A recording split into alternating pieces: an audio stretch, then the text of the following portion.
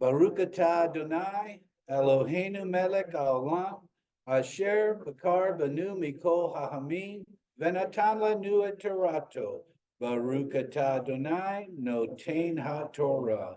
Blessed are you, O Lord our God, King of the universe, who chose us from all the peoples and gave to us his. Blessed are you, O Lord, the giver of the Torah. Okay, I'm going to begin the study in Genesis 37, verse 1. I'm going to do something just a little bit different, but in Genesis 37:1, it says, Now Jacob lived in the land where his father had sojourned in the land of Canaan. These are the records of the generations of Jacob.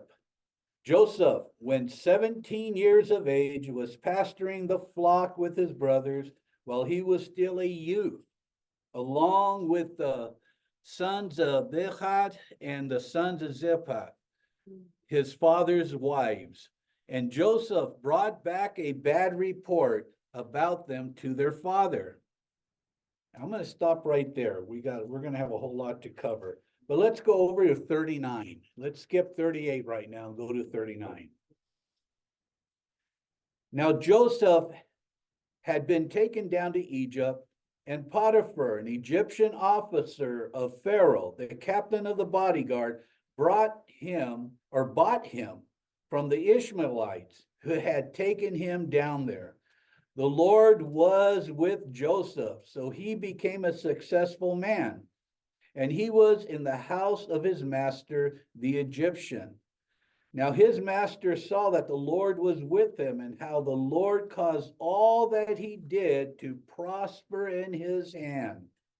So Joseph found favor in his sight, and became his personal servant. And he made him overseer over his house, and all that he owned, he put him in charge. Okay, the last chapter of this Torah portion is going to be chapter 40. And in chapter 40, it talks about the cupbearer and the baker. And it says in verse 1 that it came about after these things that the cupbearer and the baker for the king of Egypt offended the Lord, the king of Egypt. Pharaoh was furious with his two officials, the chief cupbearer and the chief baker. So he put them in confinement in the house of the captain of the bodyguard in the jail, the same place where Joseph was in prison.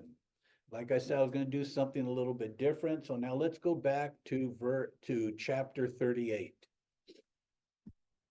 See, it's all about Joseph. And now in chapter 38, it says, and it came about at that time, that Judah departed from his brothers and visited a certain Adullamite whose name was Hera.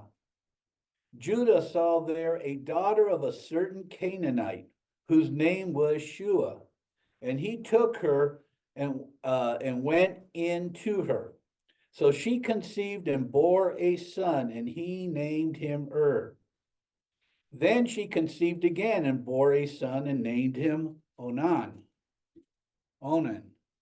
She bore still another son and named him Shelah. And it was at Hezep that she bore him. So Judah took a wife for his firstborn, and her name was Tamar. We are going to cover a lot with this one too. Okay. So let's sing the blessing after the reading of the Torah. Baruch atah Adonai Eloheinu melech haolam asher bakar banu mikol ha'amim venatan lanu et Torato. Baruch atah Adonai noten haTorah. Amen. Blessed are you, O Lord our God, King of the universe, who chose us from all the peoples and gave us his instruction. What? Did I do the same one again? Yeah. Turn it over. I thought I did. Okay, take two. Take two. Let's do it all over again. Baruch atah Adonai, Eloheinu melech haolam, asher natan lanu Torah timet, v'chayei olam, nato b'tekanu, Baruch atah Adonai, noten ha-Torah. Amen. Blessed are you, O Lord our God, King of the universe, who gave us the Torah of truth and planted everlasting life within us. Blessed are you, O Lord, the giver of the Torah. Amen. Amen. You see what happens when you use somebody else's?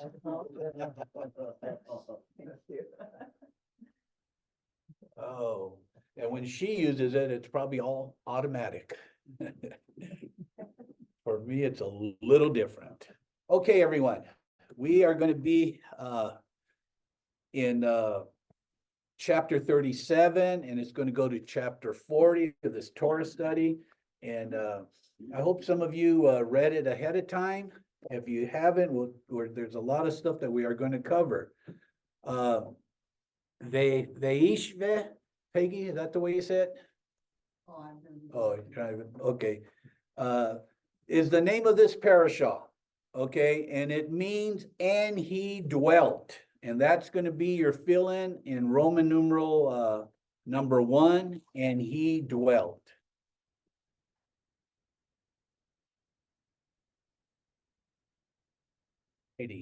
Okay. It is found in Genesis 37:1, and it says, so Jacob dwelt in the land which his father had been a stranger and a sojourner in the land of Canaan. And that's from the Amplified Bible. Here in chapter 37, we are introduced to Joseph. We've already made it now.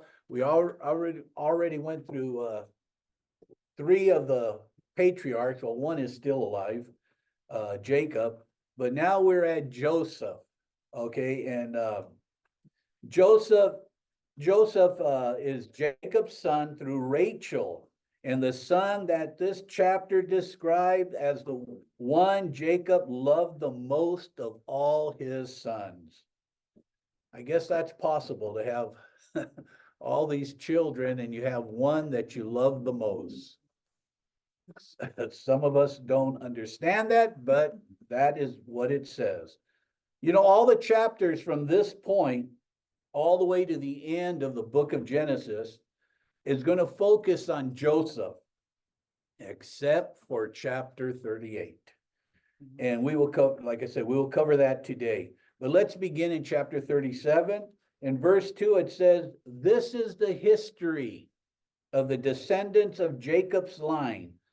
But it doesn't begin with Jacob's oldest son, but it goes all the way down to son number 11, to Joseph. And then immediately, right after we read that, what do we read? We read that Joseph brought a bad report to his father about his brothers. Okay, so not a good thing. At Rosh Hashanah, Kislev, I shared that this is the month of dreams. I don't know if you guys remember that. We were talking about that this is called the month of dreams. This is because in this parashah, or I should say the parashahs, the 4 parashahs that fall within this month, contain more dreams than all the other months combined.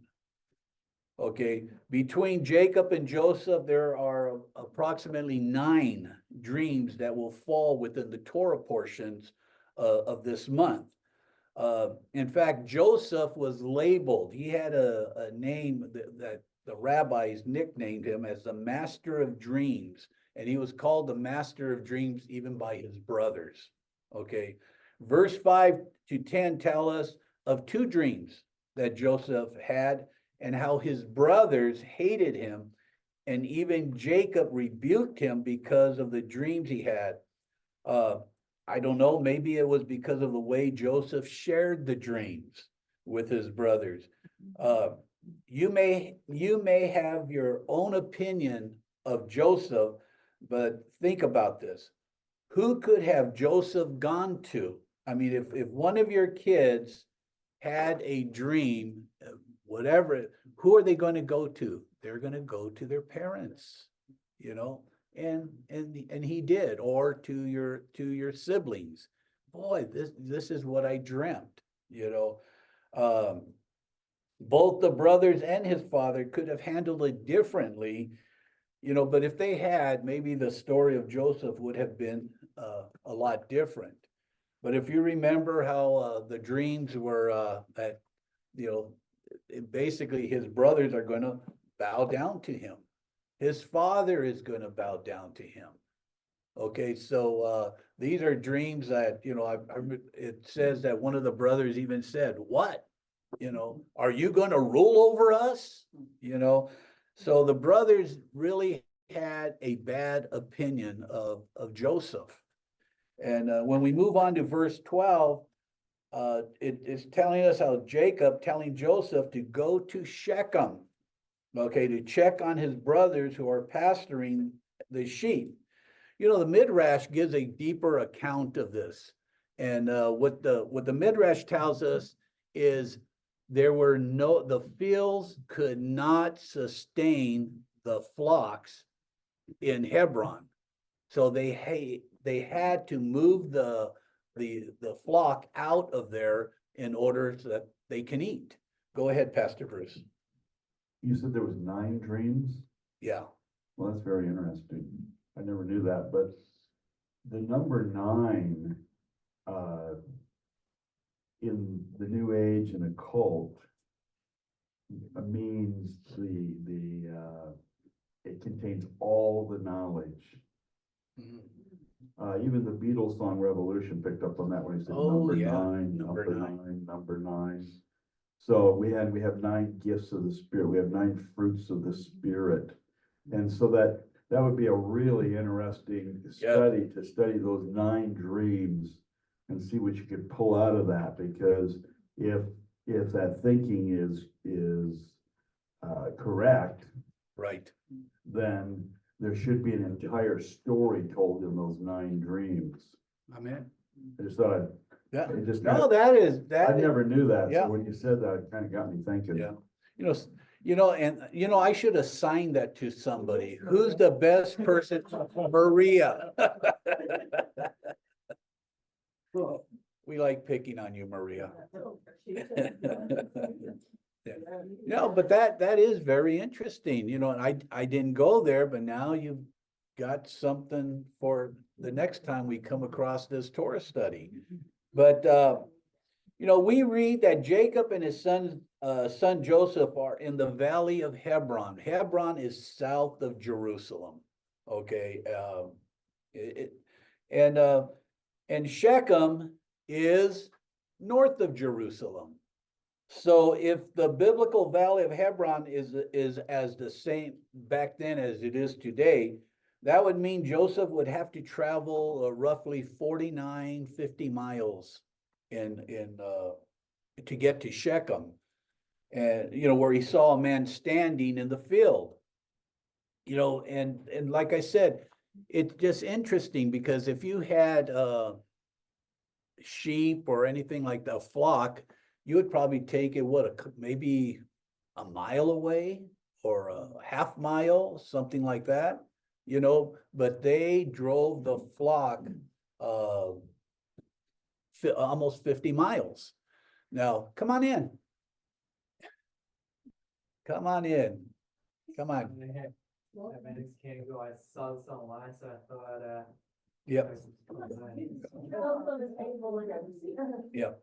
Okay, so in this what we're learning here is the distance that they walk. Now Shechem, is there anything special about Shechem with the previous years? What happened in Shechem? You're right.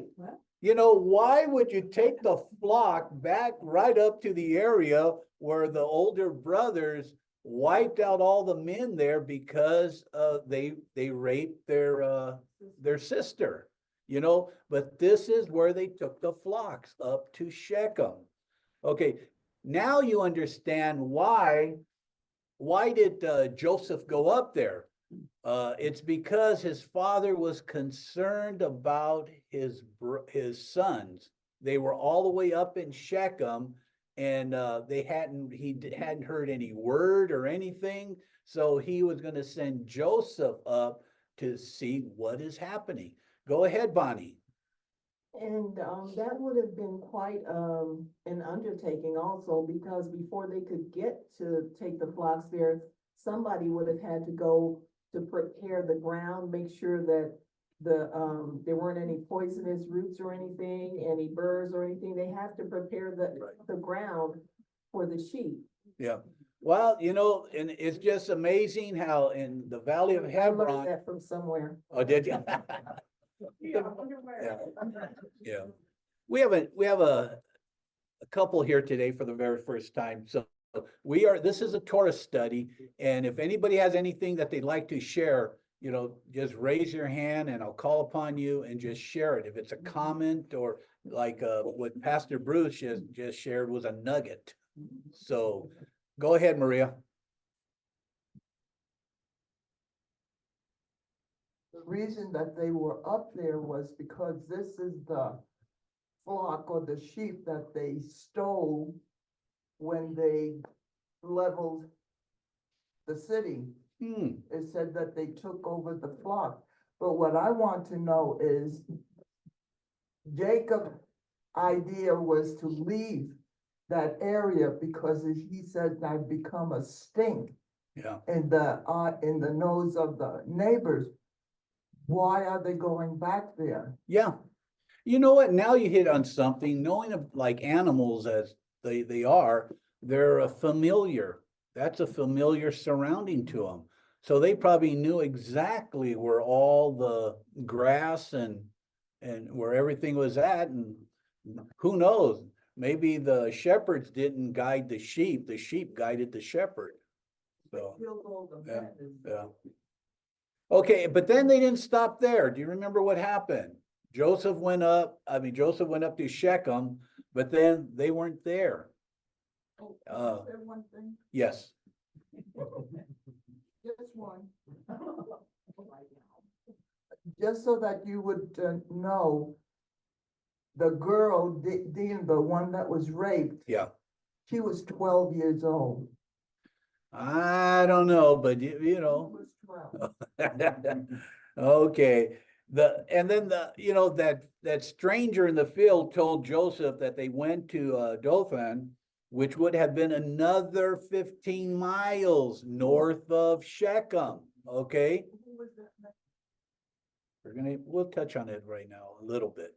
And then, Little bit. yeah. Okay, so Dothan was a city in Israel. It's approximately 12 miles north of Samaria in the hills of Gilboa. Today it is known as Tel Dothan, located on the south plains of Jezreel. The word Dothan means two wells, okay? And both wells are still in existence today, okay?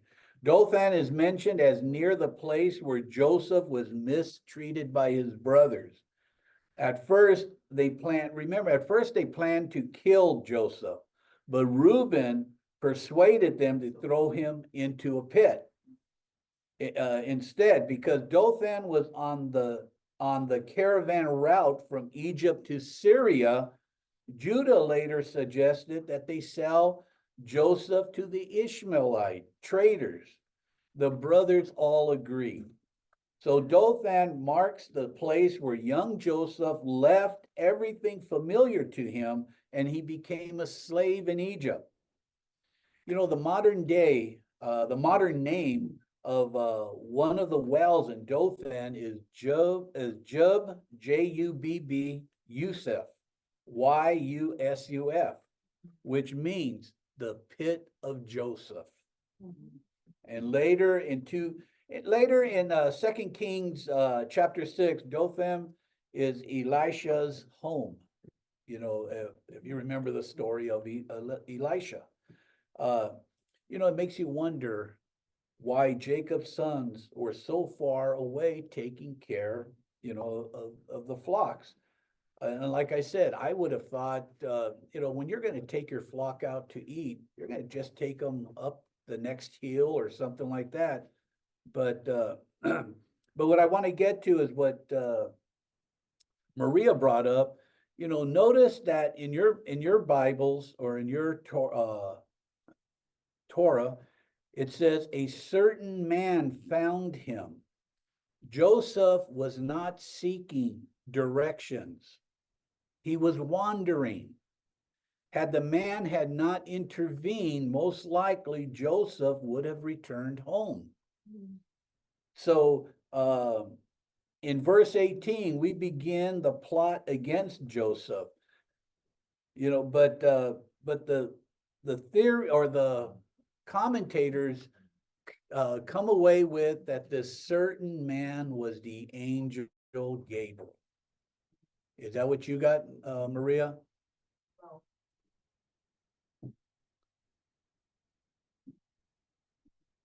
I was just wondering if that was the same man that wrestled with Jacob, because a man wrestled with Jacob, and the rabbis don't know who it is. They said first it was Esau, then they said it was the guardian angel of Esau.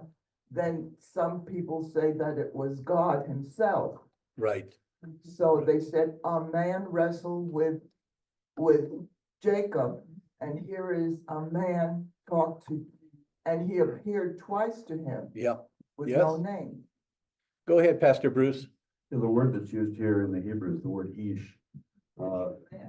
Is man. It can be translated, the more correct translation is male, because Isha is female or woman. But if you go into Genesis, in Bereshit, it says the Adam, the man. So the word used there in Genesis is Adam. And that's how Adam comes to take on his name. Right. Right. So here, it's just referring to a male of sorts, rather than an actual Yeah. guy necessarily.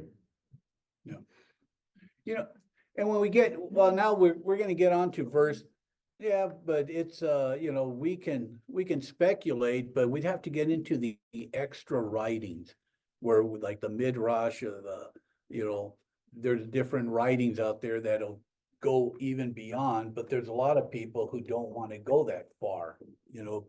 They say, no, if it's not in the Bible, then, it's not true. Well, there's a lot of things that aren't in the Bible that we know that did happen. There's a lot of extra books that we don't even have available to us that are mentioned in the Bible. So if they're mentioned in the Bible, these books have validity. So, but let's move on in verse 18. In verse 18, it says, in verse 18 of chapter 37 of Genesis, it says, when they saw him from a distance and before he came close to them, they plotted against him to put him to death. So in verse 18, they begin to plot against Joseph. As Joseph was getting closer to his brothers, they were already thinking of how they could harm him. We are not told which brothers said that they wanted to kill him. We are told that it was Reuben who said no and rescued Joseph from his brothers. Reuben had another idea, to throw him into a pit with the idea that he would come later and pull him out and then return him to his father. There was something really important here. Reuben is the one that slept with his father's concubine. So with that, he already had basically a curse upon him, and this would probably mend things if he can rescue Joseph and take Joseph back to his father. Now, if I ask you who sold Joseph for 20 shekels of silver, what would you say?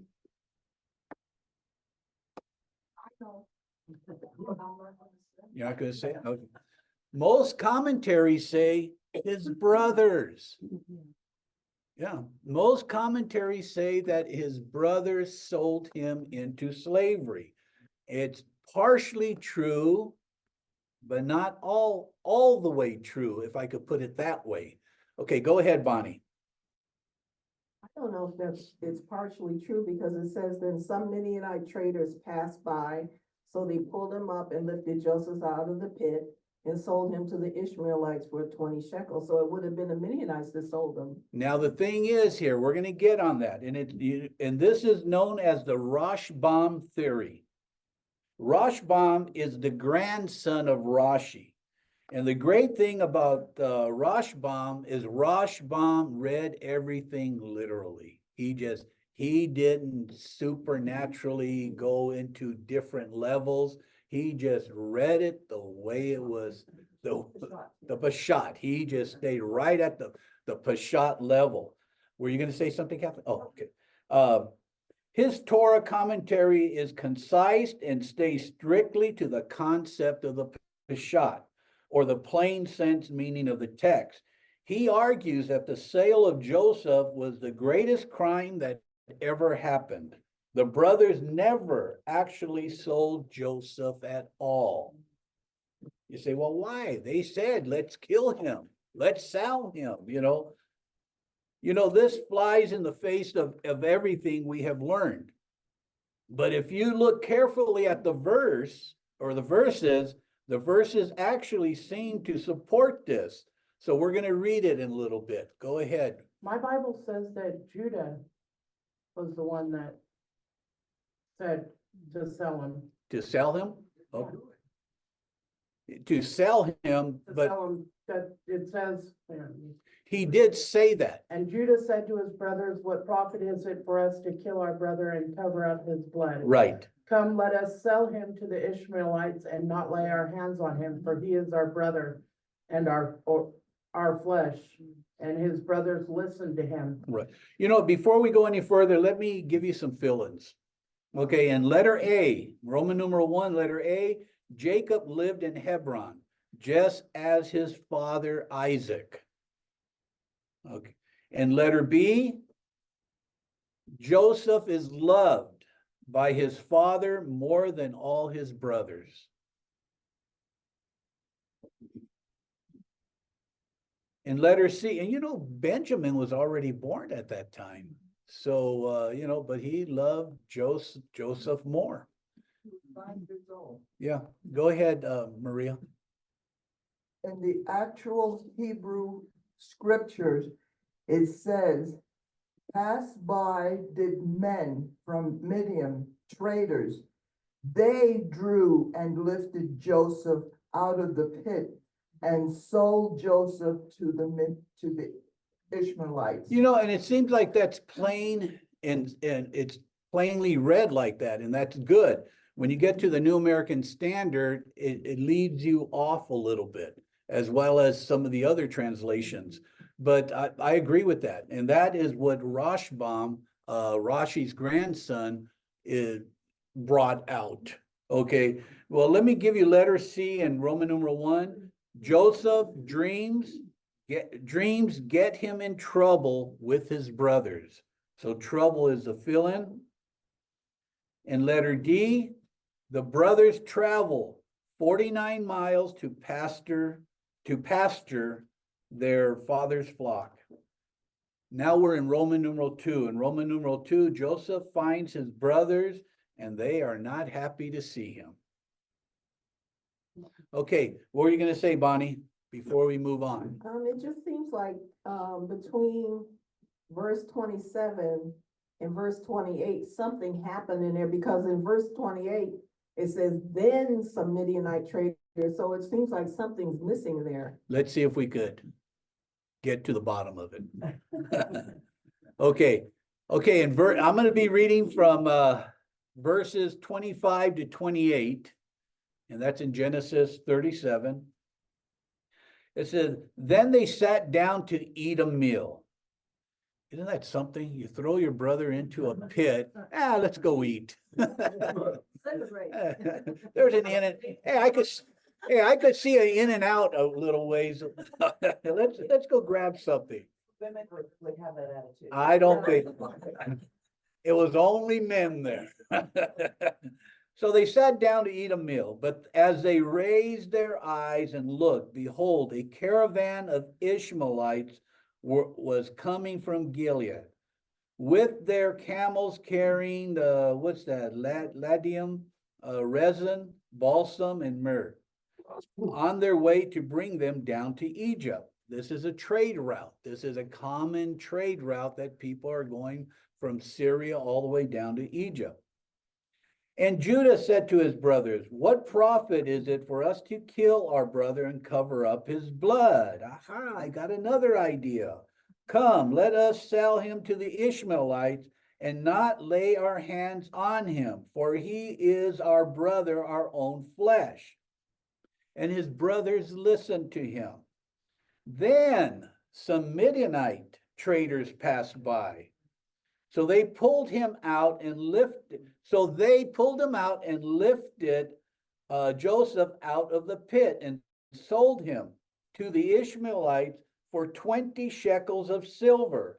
So they brought Joseph into Egypt. Many commentaries say the thing that they're stressing on is the they. They. Who are the they?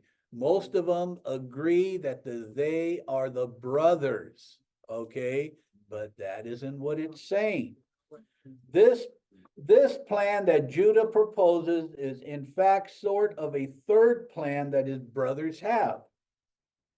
Their initial plan was first what? Joseph is coming. Let's kill him, okay? And we'll throw his body in the pit. Reuben, though, disposes off the plan, and he tells the brothers, let's not kill him at all. Instead, let's cast him into the pit alive, and we'll let him expire there. That way, we won't touch him. Our hands won't be guilty of actually killing him. The Torah attests that Reuben was actually planning on saving Joseph. But now Judah has plan number 3. Judah is not aware that Reuben wants to save Joseph. And therefore he says, why should we allow him to die? There are Ishmaelite traders in the distance. So that tells you wherever they sat to eat, they noticed that the Ishmaelite traders were coming. When we talk about where they took the flock to be fed, I'm wondering, this is just my thinking when I read this text, is that they weren't eating right next to the pit. They were eating some far off place, if it's a distance away, because they wouldn't even hear his brother crying from the pit. So they decided we're going to eat, but we're going to go a pretty good distance. If they're going to go 49 miles to take the flock, I'm not saying they went 49 miles away from the pit, but they were probably a considerable distance away. Okay. And what they were saying, let's just sell him. And the brothers agreed to do that. If you look carefully at the text, next thing that happens, Midianite traders come. So they didn't even see the Midianite traders. They saw the Ishmaelites, but not, and it's because. If you read that verse without the then and the so, it Makes a difference. It's not in the Hebrew scriptures. That was added in. That was added in? Huh? So I didn't. if you read it without that, then it's some Midianite traders passed by. They pulled him up and lifted Joseph out of the pit and sold him. So you see what we're reading here is when you read the commentaries that say that Joseph brothers sold him into Egypt, that is not true. But we're going to see, because remember, you have an earthly court and you have a heavenly court. Go ahead, Lucy. Quick question. Does any commentators say that when they were having this meal, that they were far enough away, but that they could still see the pit? No, I didn't read that anywhere with any of the commentators that they could see the pit. But they were so far away that we know that they did not notice the Midianites that had come before the Ishmaelites. Go ahead, Pastor Bruce. Well, you remember when we were in Israel, we went to Shiloh. We were up on that mountain across the valley from Mount Yuval and Yep. The Blessing and Cursing Mountains. And Shechem was right down at the foot of that mountain. Yeah. And Shechem is where all of this is happening. And it's interesting because Midian, the word Midianite means strife. And Shechem to this day is one of the most violent of the cities. Mhm. That's why we had to take a bulletproof bus in when we went in to see it. It's very volatile.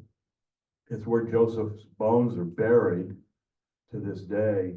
And it's interesting because Joseph is a picture of Messiah. I don't know if you're going to get into this, but the roots of one of the main roots of anti-Semitism, which is in the news every day now, is the idea that the Jews killed the Messiah. Yeah. And Joseph is a type of the Messiah. In fact, Messiah has two names. The Orthodox Jews believe there's two Messiahs to come. Mashiach ben Yosef, the Messiah son of Joseph, and Mashiach ben David, the Messiah son of David. And those two represent the son of David is the roaring lion of Judah, and the son of Joseph is the peacemaker. Right. So they're not far off in that assumption. Mhm. But it's interesting because in anti-Semitism, everyone wants to blame the Jews for killing the Messiah. The church is really bad with that. Yeah. And it wasn't the Jews that killed Messiah at all. They didn't have they couldn't kill him. Right. They turned him over to the Romans and the Romans killed him. Right. And we have to understand that because the church is very confused on that issue. Right. And you stop the average Christian in the streets and they'll say the Jews killed Jesus. Right. And that just isn't true. And we see a picture of all of that taking place in what we're reading right here today. It's a prophetic picture of that.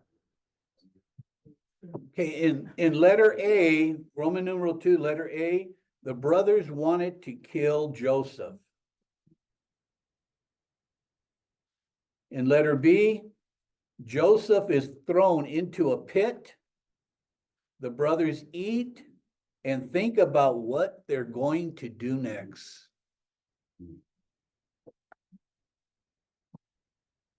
You know, and if we look carefully to what is happening next, the Midianite traders, you know, like I said, they come first. The Midianite traders come and now listen as they pull Joseph out of the pit.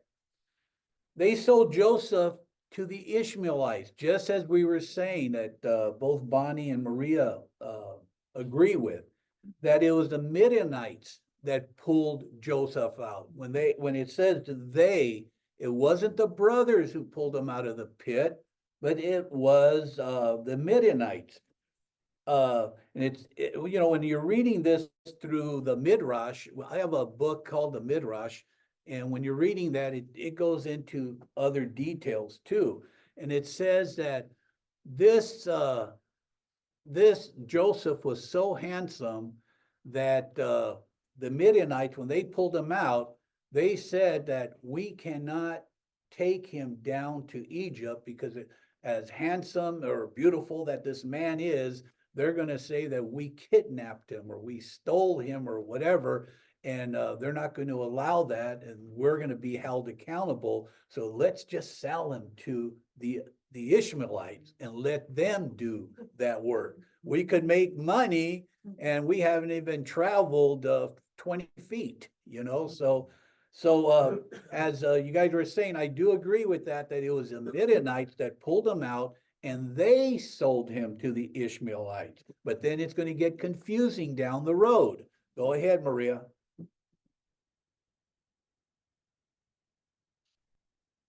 It was all in the family.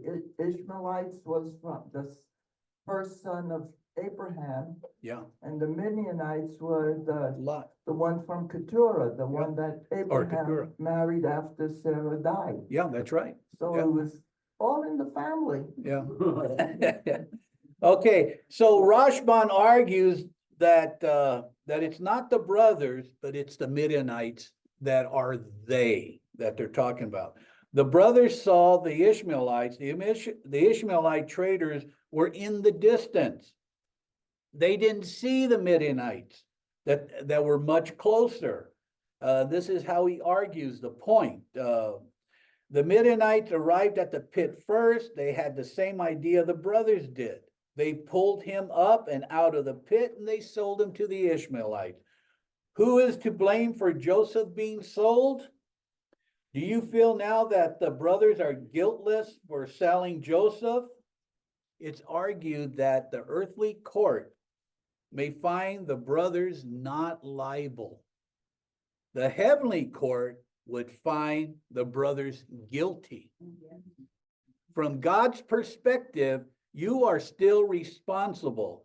The brothers created the conditions that allowed someone else to do it. So because he was in the pit, it was all because of the brothers. According to the heavenly court, they are guilty. Later on, even Joseph is going to remark about that. Go ahead, Maria. Then you can say Jacob is guilty too, because he knew how much the brothers hated Joseph. So what does he do? Yeah. He sends Joseph alone. Yeah. Go look for your brothers. Yeah. Because they really like you. Well, you know, one thing about Torah, one thing we find in Torah from, all the way through Genesis, was there any families that were just the ideal family? It seems they're all dysfunctional. Just like today. But you know what? We talked about Joseph being a type of Messiah. Would you have thought that through Joseph, the line of the Messiah would go back through Joseph all the way back to Abraham? Some people would think that, but it's not going to happen, and we'll get there. Okay, so Reuben returned to the pit and found it empty. It says that he returned to his brothers. How far from the pit were they? We're not told, but it had to be a considerable distance. Like I said, because they didn't hear the Midianites. Okay, Reuben tore his garments.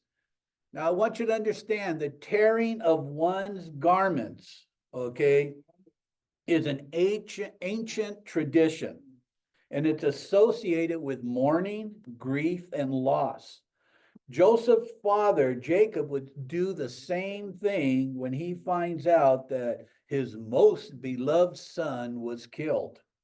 Okay, there seems to be a contradiction here at the end of this chapter. Okay, if Joseph is sold to the Ishmaelites, then why does it say in 37:36? Turn to 37:36.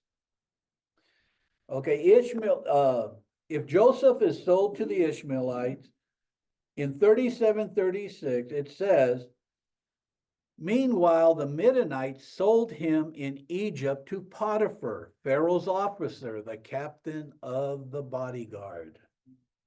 Like I said, things get interesting. I don't understand this, but one of the commentaries I read said that the Ishmaelites and the Midianites were one and the same. It's a different spelling. They're two different people groups. Yes, they're relatives, but I don't think you can say that they're one and the same. It's just like being Hispanic, but being, let's say, Mexican and Puerto Rican or something like that. They group everybody from Central America and South America together, but yet they're different people groups. That is one of the most hideous things that they've done. Yeah. And you're right. So So there seemed, like I said, but less than 2 chapters later, we are told that Potiphar, the Egyptian, bought Joseph from the Ishmaelites, and that's in 39:1. Okay, and what does Joseph say to his brothers when he finally identifies himself to them? In 45:5, Genesis 45:5, he says, I am Joseph, your brother, whom you sold into Egypt.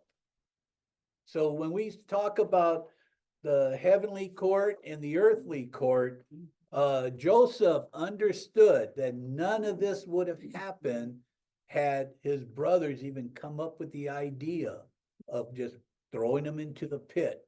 So, now we're going to go on to chapter 38 now. Okay, in letter C of Roman numeral 2, Joseph is sold into slavery. And then I said, who did it?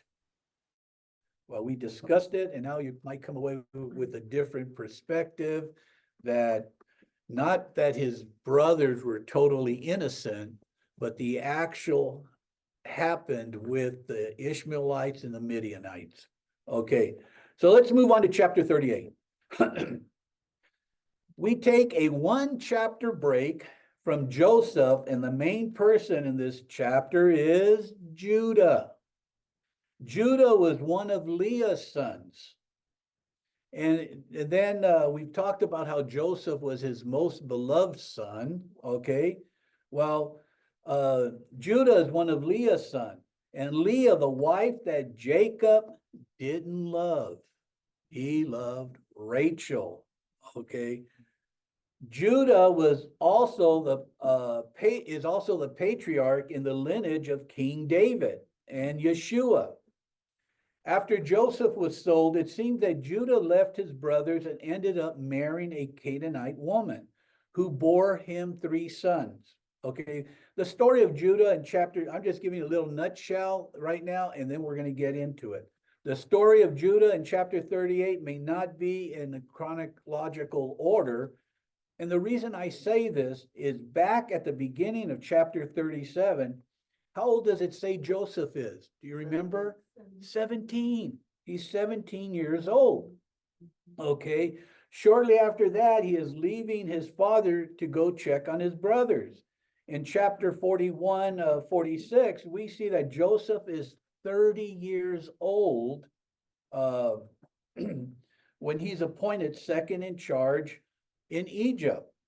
There will be a 7 years of abundance, and then the famine will come. We know the story. So Joseph could have been around roughly, maybe 39, 40 years old, okay, when his brothers go down to Egypt.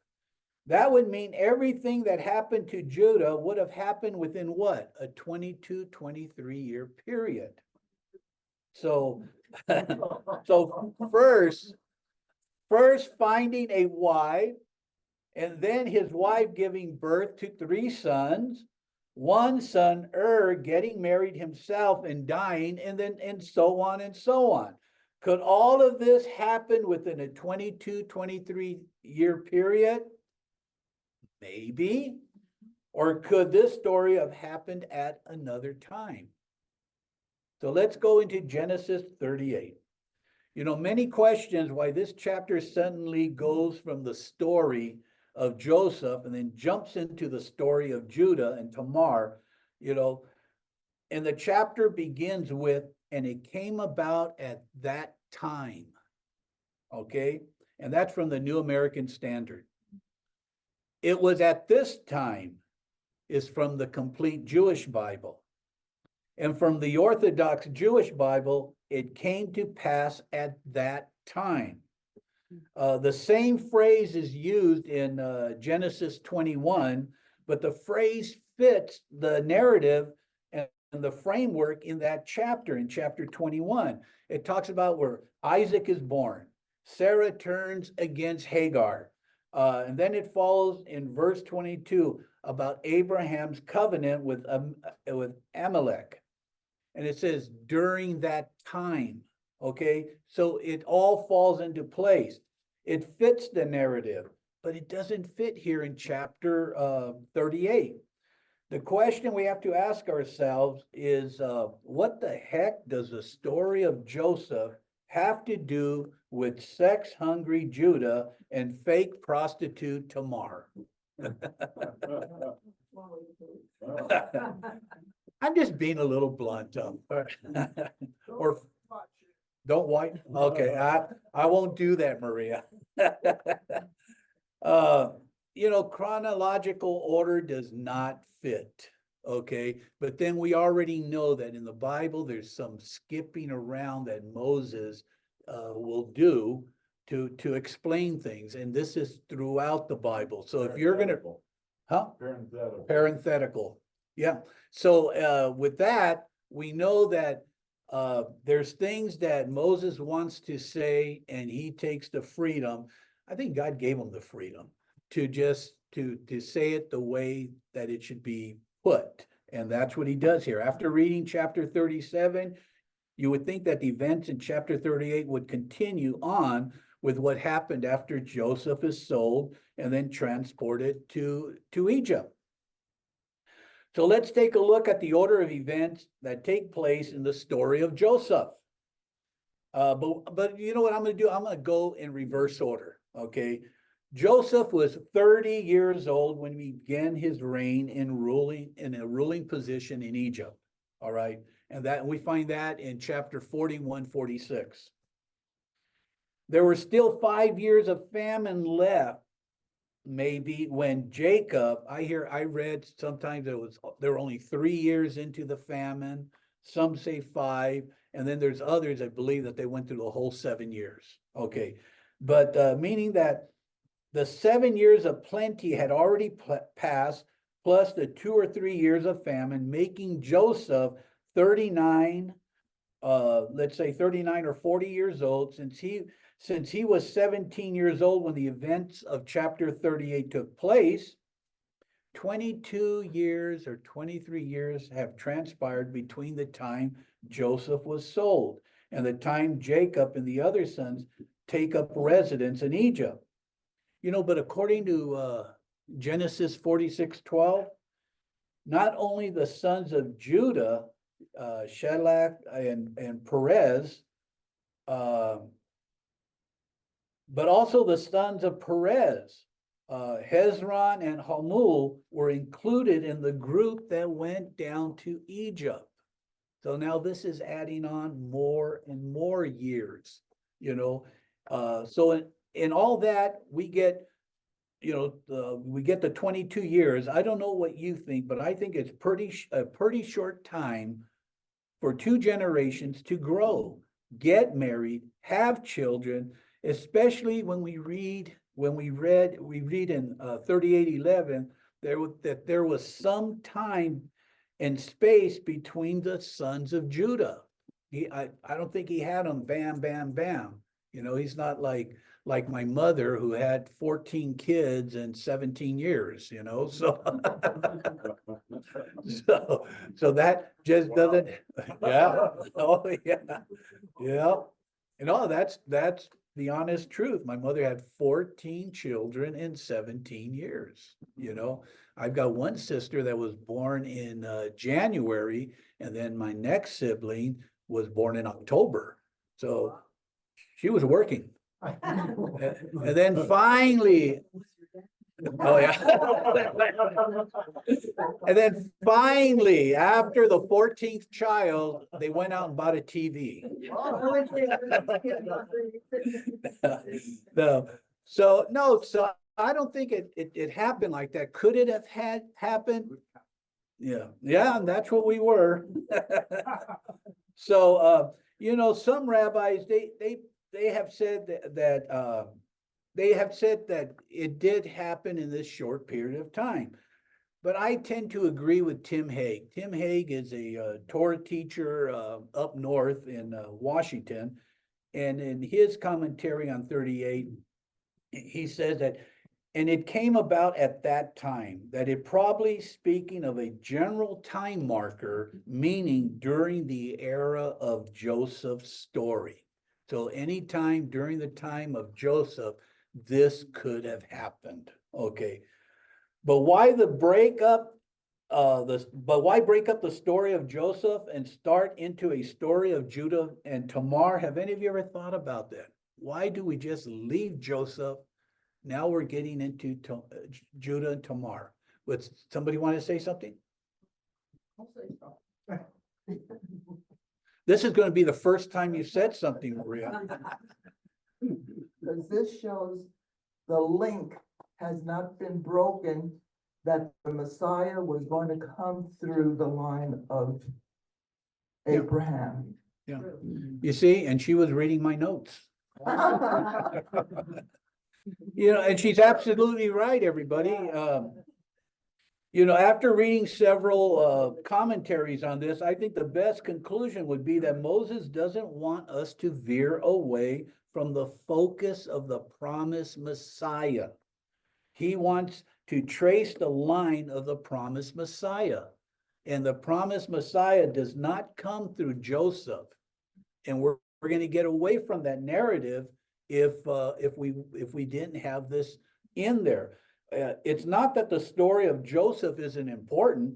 It's actually very important because it sets the stage for the redemption of Israel. But the story of Joseph and Joseph himself is not in the line of the promised Messiah, okay? In order for Moses to keep up with the theme of the coming Messiah, he interrupts the Joseph story and brings in the story of Judah and Tamar. Go ahead, Maria. I only was able to check it through two sources, but Tamara, everyone thinks she's a temple prostitute, but actually she's from the house of Melchizedek.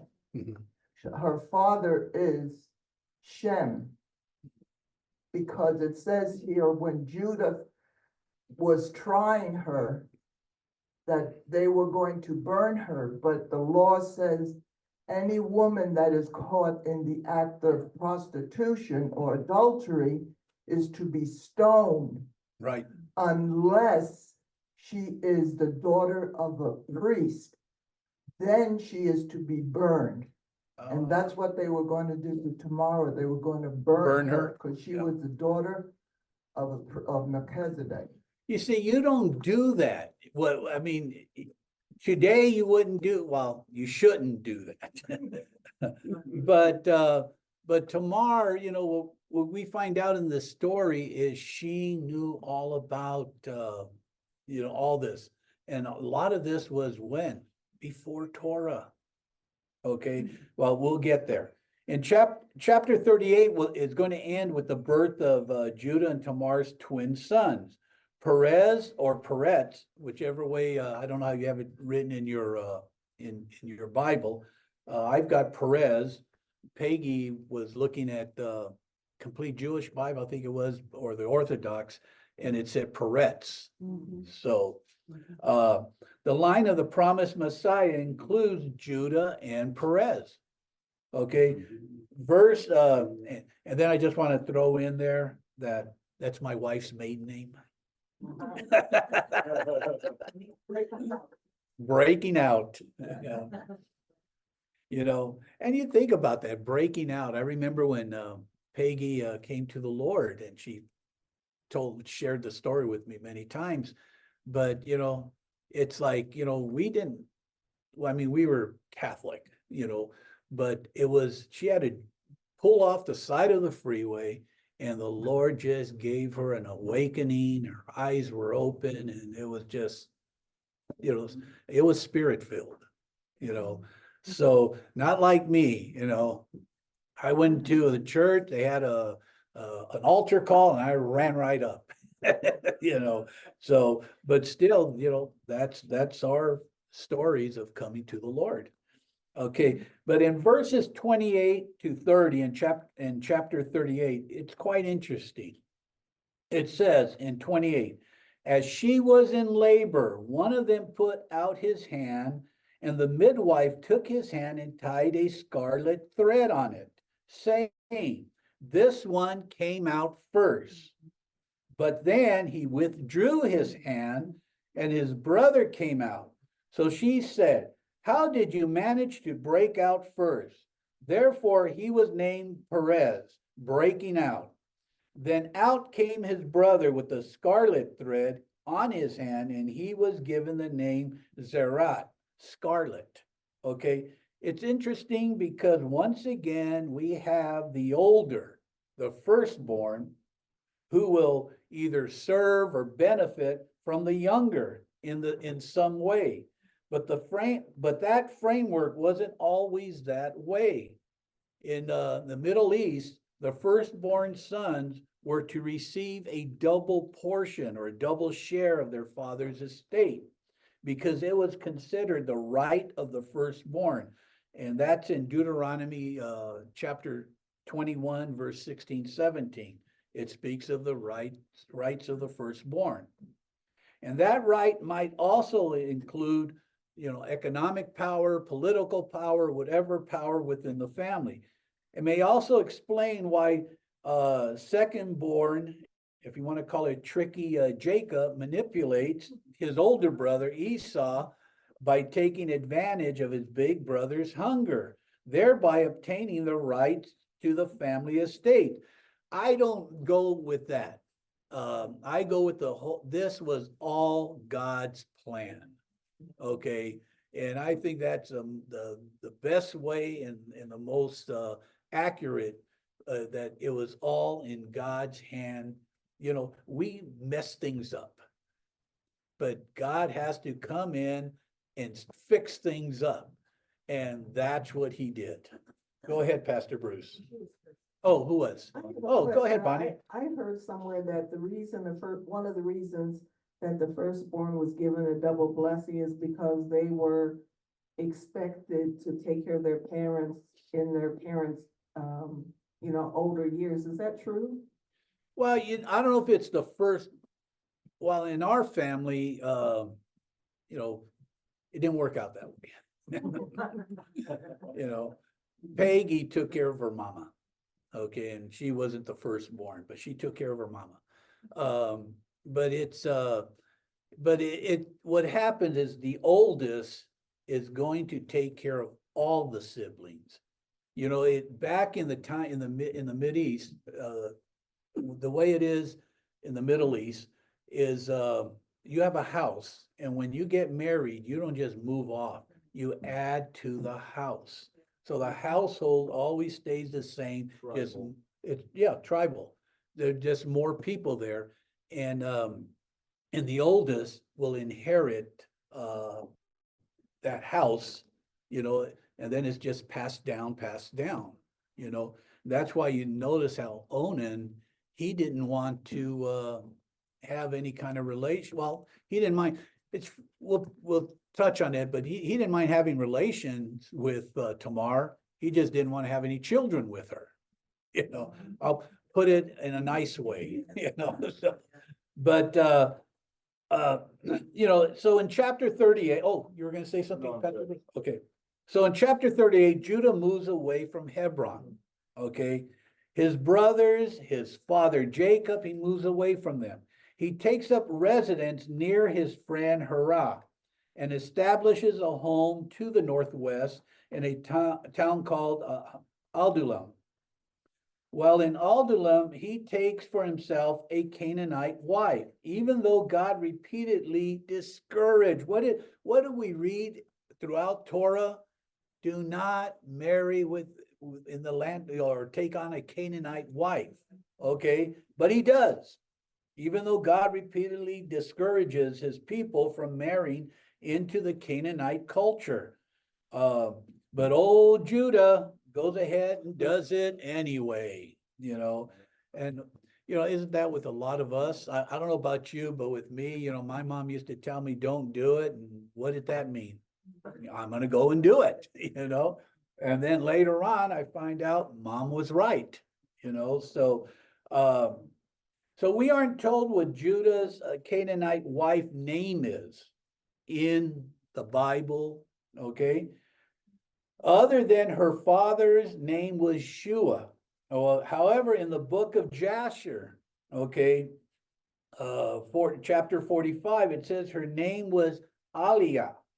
But again, what? Aliyah, Aliyah, TH. But again, nowhere in Torah does it give her name. And I personally will go with Torah and say that we don't know what her name is. We're going to find that later on with, everybody says that Potiphar, the priest, Potiphar the priest is who Joseph married the daughter, you know. Well, it doesn't say that. It gives another name, but you know, so I personally don't agree with it. But let's get back here. Okay, Judah and his Canaanite wife have three sons: Onan, and Shelah. And you can read that in 38, 1 through 5. The oldest son's name was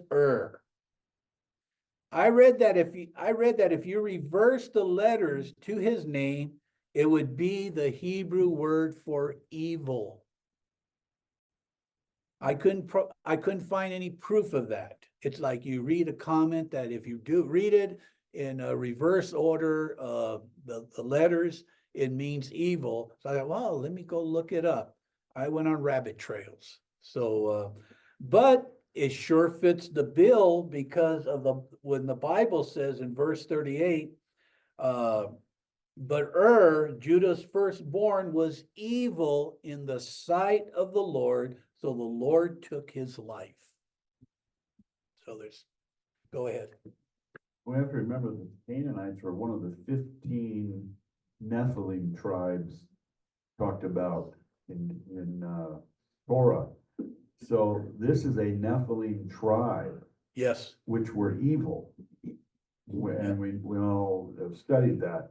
So for to be classified as evil, how many know evil is not the same as a non-believer or secular or a heathen?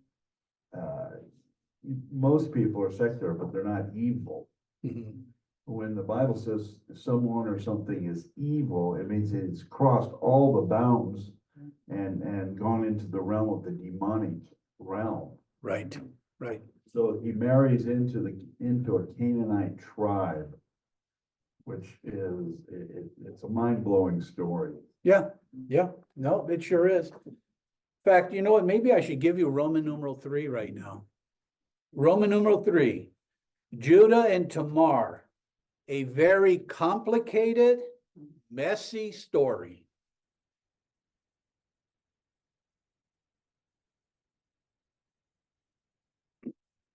So when Judah's firstborn son hits the marriageable age, whatever that may have been at that time, Judah finds him a wife, and her name is Tamar. But when God takes out, Tamar now becomes a widow. Now the strong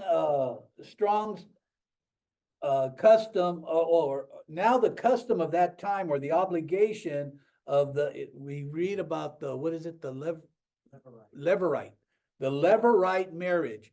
If you don't understand the Levirate marriage is if a husband and wife should die without having a son, then the next in line the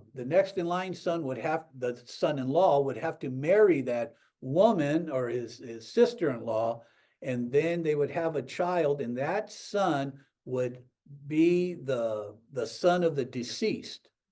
Okay, and he would get everything that the firstborn son would receive. This was in effect at that time.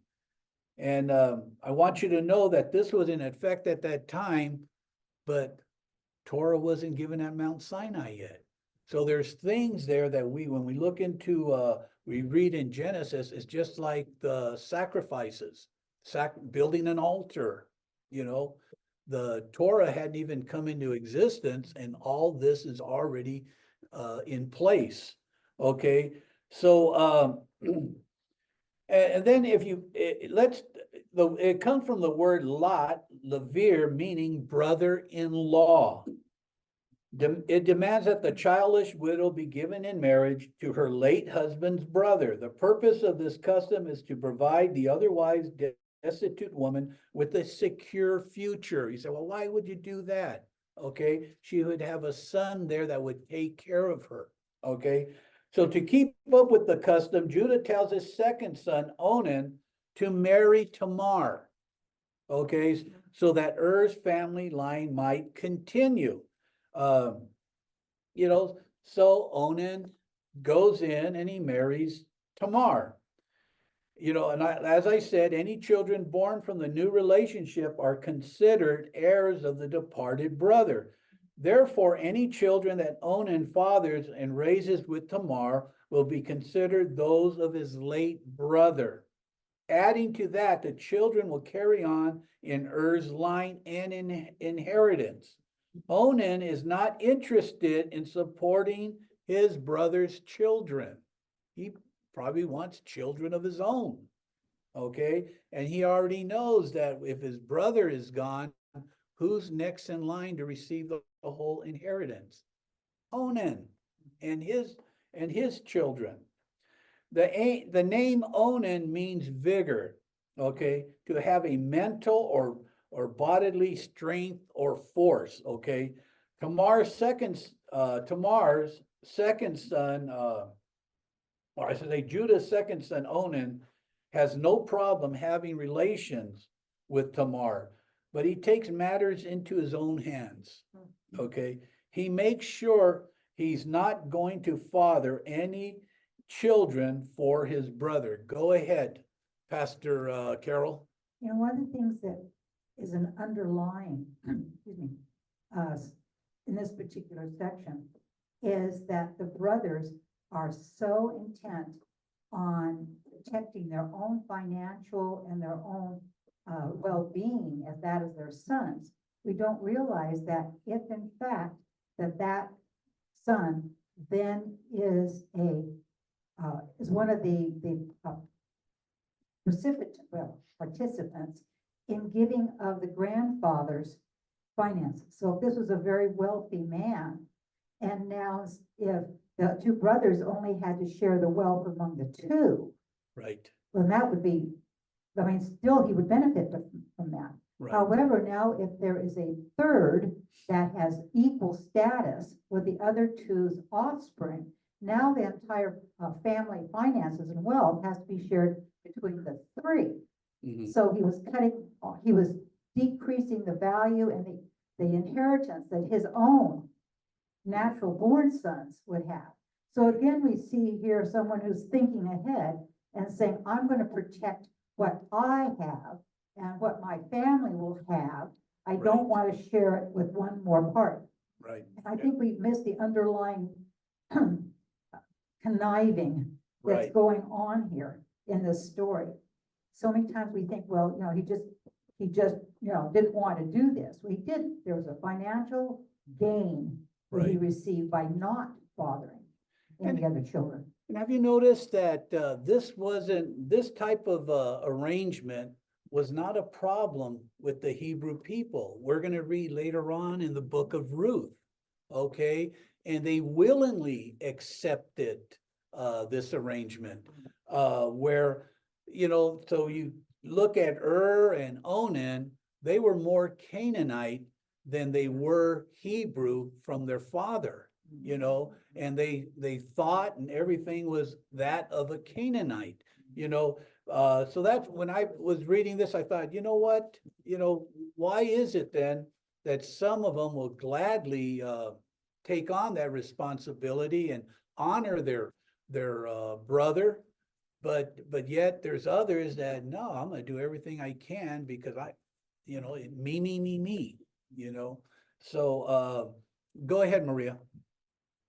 When it says that Judah departed, does that mean that he left his father, left everything behind and took off in a new direction like the prodigal son? He took off, had a new family that Yes. were Canaanites, left his old family behind? Yeah. Because it doesn't tell you that he ever went back but eventually he did go back. Yeah. But is this a new family, the second Canaanite family? This They is, don't count. yeah, you know, and if we read it the way it's written, he left right after, you know, Joseph was sold into slavery. And if that was the case, he didn't want to be around his father with everything that had gone on. Yes, he left his family, but like you said, we don't read where when he comes back. 'Cause he's So in his something 30s happened. Yeah, He's in his 30s. He's not a Already. young boy. who, Judah? Yeah. Yeah, you're right. Yeah. Go ahead, Pastor Bruce. Yeah, the Hebrew word here for departed is the word yarad, and it means a decline or a falling away. So Like the prodigal. like Yeah. the prodigal. Yeah. It's very possible that rather than just a geographical move, he's actually making a move spiritually on a decline, descent. Falling away or backsliding, we would call it today. So, and that would make sense because he goes straight to a Canaanite tribe. Yeah. Which is strictly forbidden for the Jew. Right. So he's not only, if that's the case, if he's not only falling away, but now he's going out of his way to irritate the situation, Right. which people that tend to backslide, they tend to do that, Mhm. to be in your face over your faith. And so that's why like you were saying, you know, was it something that he did purposely to get away? Yes, yes. But somewhere down the road, he realizes how wrong he was and he came back. Okay, so, because we know that he was down in Egypt. After the incident with, Tamar. Yeah. So, anyone else? Okay, whereby he would keep his brothers, you know, by doing this, he would have kept his brother's heritage line intact. So when he had sex with Tamar, he makes sure he doesn't finalize the act with her. Okay, he interrupts it by ejecting himself and spilling his seed.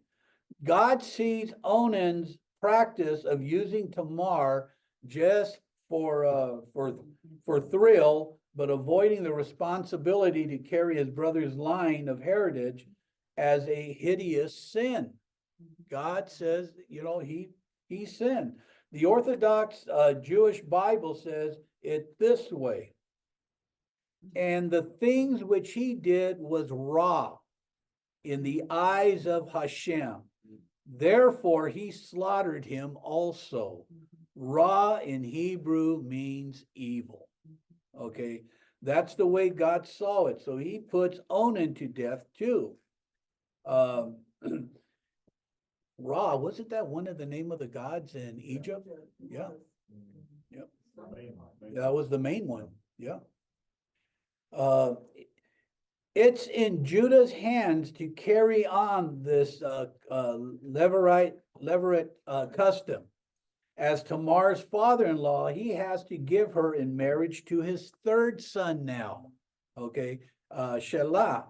Go ahead, Pastor Doug. What you just covered, that goes back to what you were mentioning earlier. When you reverse the Resh and the Ayin, it comes out to Ra, It does come out which to is Ra. evil. Okay. Thank you. Yep. But, no, because, you know, I'm looking for it and I'm looking the letters and I thought, oh, you know what? I went on one tangent and I said, you know what, let me get back onto my study. It's getting late at night, you know. Go, yeah, By the way, when we get on the last chapter, Potiphar was mentioned. Well, Potiphar's name means belonging to the sun, Ra. Ra. So the whole thing becomes this entanglement between gods and falling away Right. and salvation and all of that. All of that's in this package. Right. You know, in the past, when I did this Torah portion before, we, we just barely touch on 38. So I thought this time we're gonna get more deeper into it. So, bear with me. But apparently Judah puts blame on Tamar for the death of his two oldest sons. You gotta blame somebody. It's that. And it's that woman you gave me, but it was Judah who picked that woman out for his. He doesn't want the same thing to happen to his third son. Okay, he's got three sons. Two of them are dead. Fortunately for Judah, Shelah isn't old enough to get married. So Judah tells Tamar to wait. But in a close read of the scriptures, we come away with the fact that Judah never planned on following through with the agreement. As far as Judah is concerned, he would leave her waiting as a childless widow in her father's household forever. That's in 38:11. 38:11 it says, then Judah said to his daughter-in-law Tamar, remain a widow in your father's house until my son Shelah grows up. For he thought, I am afraid that he too may die like his brothers. So Tamar went and lived in her father's house. Okay, Judah's wife now dies. And he is in mourning. Oh boy, he is really in mourning. When the time of his mourning, it says, when his time of his mourning is over, Judah goes to join the sheep shearers with his friend Hurrah, the Aldulamite. That is when Tamar is told in verse 13, behold, your father-in-law is going up to Timnah to shear his sheep. She knows about the sheep shearing work. She was raised in that area. So so something is happening here. She sees that there's something that she can do at the appropriate time. So Judah finishes his yearly task of sheep shearing, and makes you wonder how many times he has done this over the years. Okay, he and the sheep shearers would live in the fields for the weeks they shear their sheep. It would be hard work and long hours to accomplish this task. So, of course, after all is said and done, the workers, as well as Judah, they need some R&R. They need some rest and relaxation, and they are looking for a little fun too. But remember, our enemy takes advantage of our physical exhaustion and physical needs. Our enemy will entice us with worldly needs and may cause us to sin. And that's exactly what Judah does. He sins. In the meantime, Tamar knows no marriage is coming as far as Judah is concerned. And considering that Judah sent her back to her father, she knows that she will not be provided by her father-in-law, Judah. She's just going to live out her life with her father. She also considers that she has no prospects for a future marriage. The sheep shearing work is done, and Tamar takes matters into her own hands. All of you would have done it the same way, right? No. That's why I told you early on, this is very complicated and a messy story. Okay, in letter A, Judah's two sons die, and he doesn't want to lose his third son. And then, like I was saying, the Levirate law is in place before Torah given at Mount Sinai. That's in B.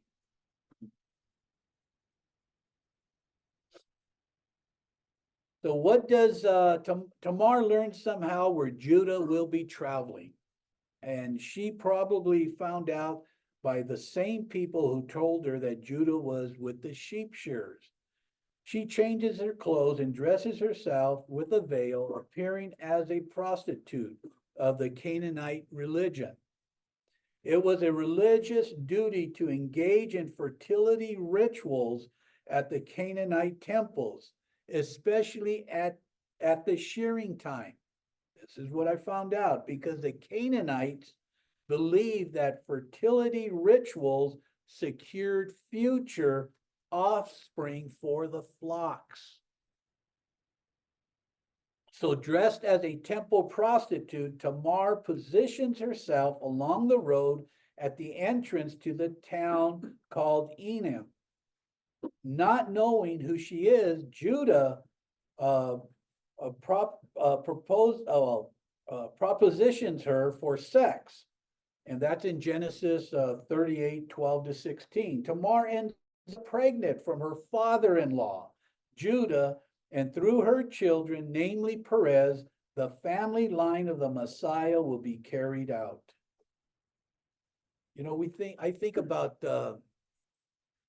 you know, the way, like I said, we mess things up and the Lord has to come in and fix things up for us. Well, even here, he could have used goody two-shoes Joseph, or he could have went, and there's many of us that we don't fall in line with goody two-shoes. We aren't as righteous as we may think we are. And it's wonderful to know that our Lord, you know, he has used people throughout the Bible, throughout Torah, that people who needed help, people that had failed, and then they were risen right back up. Judah and Tamar are no different, just as Jacob, Isaac, and even Abraham. You know, so and we're gonna, and look at David, King David. You know, he saw was it Bathsheba, and his eyes glared on her, and that's who he wanted. So he sends her a husband to the front lines. He is killed. Now he's got her for himself, you know. But David is right there in the line of our Messiah, just as Judah and Tamar are. A man after God's own heart. A man after God's own heart, exactly. So remember, Judah didn't always care about the welfare of his family and his people, and he had to learn difficult lessons before he could lead his people. The Judah and the Tamar story points to the prophecy of Jacob for Judah as the one who shall produce the Messiah and whose tribe will be the kingly tribe of Israel. Amen. You know, so we're going to jump now into Genesis. Great, huh? We're out of 38. Let's get into something else. Let's go to let me give you letter C. The line of Messiah goes through Judah and Tamar. We're going to go to Roman numeral 4 now, and the fill in there is slave. Back to Joseph, a slave in Potiphar's house. Okay, Genesis 39, everyone. It begins with Joseph being sold by the Ishmaelites as a slave to Potiphar, Pharaoh's officer and commander of the guard.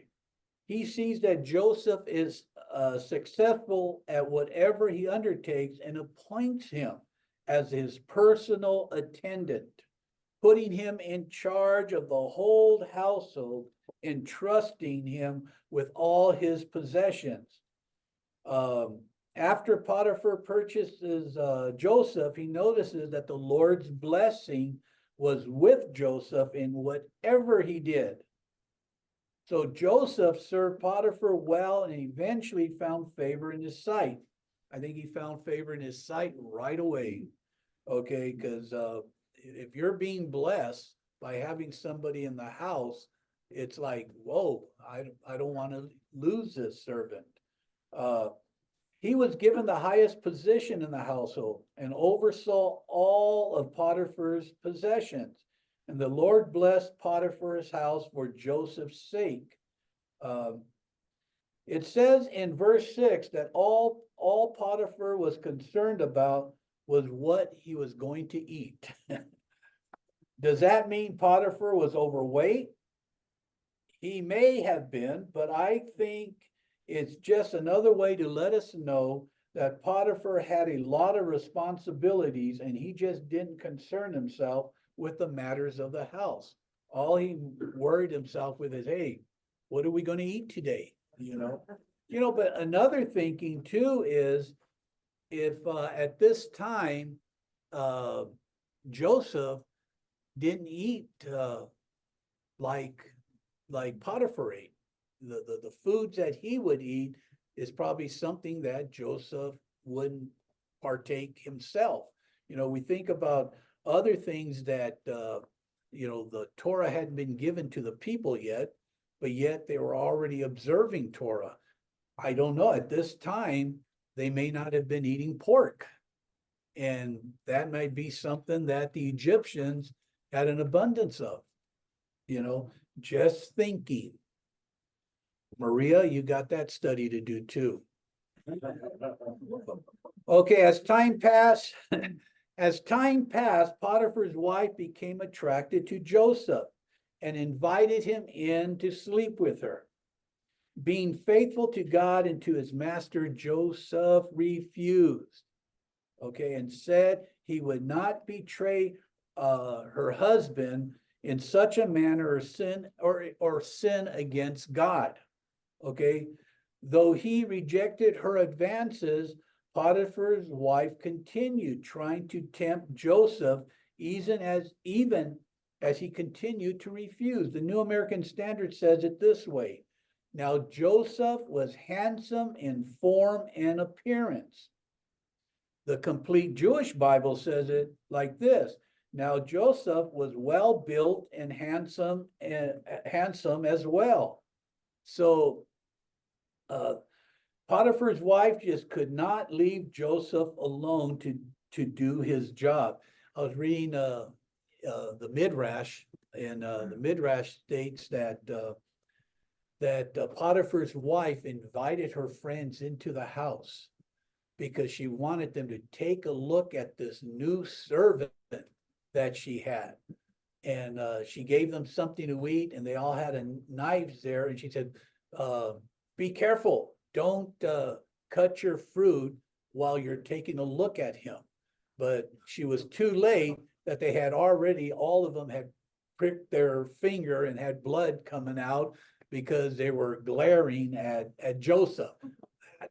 That's how handsome the Midrash says Joseph was. That sounds like, but it's just interesting. Like I said, if you want to find something out there, you will. We read that she was after him day after day. This was a constant thing, that daily. Use the microphone. Go ahead, Harold. Since Potiphar was in Pharaoh's house, was he probably castrated?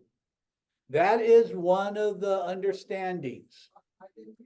That was he castrated, Potiphar. Yeah. You see, that's one of the understandings, but he did have children. Okay. So, but like you said, another rabbit trail. No, but, we read that, like I said, she was after him, day after day. There is nothing there about her appearance. Okay. It talks about Joseph, but it doesn't talk about Potiphar's wife. Joseph's appearance was of a special note. The Bible makes mention of two other men who were handsome in their appearance. First, David in 1 Samuel 16:12, and Absalom in 2 Samuel 14:25. Both of them are described as handsome. Moses is described as a beautiful child. Okay, and that's in Exodus chapter 2. And Saul? Saul? No, I didn't. You think Saul too? He was just head and shoulders. Head and shoulders above the rest. He was Paul. I thought it also meant handsome. It could, but you think about, He was Jewish, they're all.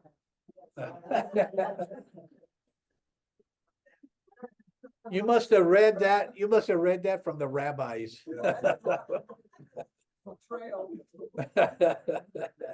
Okay, so one day Potiphar's wife and Joseph happened to be alone in the house together. Seizing that opportunity, she tore off his tunic and insisted that he sleep with her. Joseph ran out of the house in an effort to avoid the situation, leaving his clothing with her.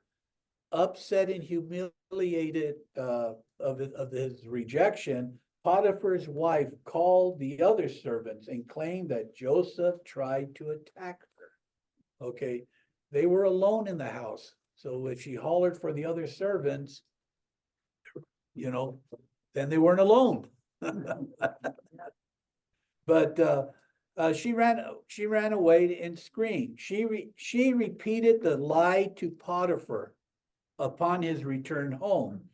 Her husband believed her and became so enraged that Joseph would attempt such a thing. He had Joseph arrested and sent to jail. What would have been a crime if something like that would have happened?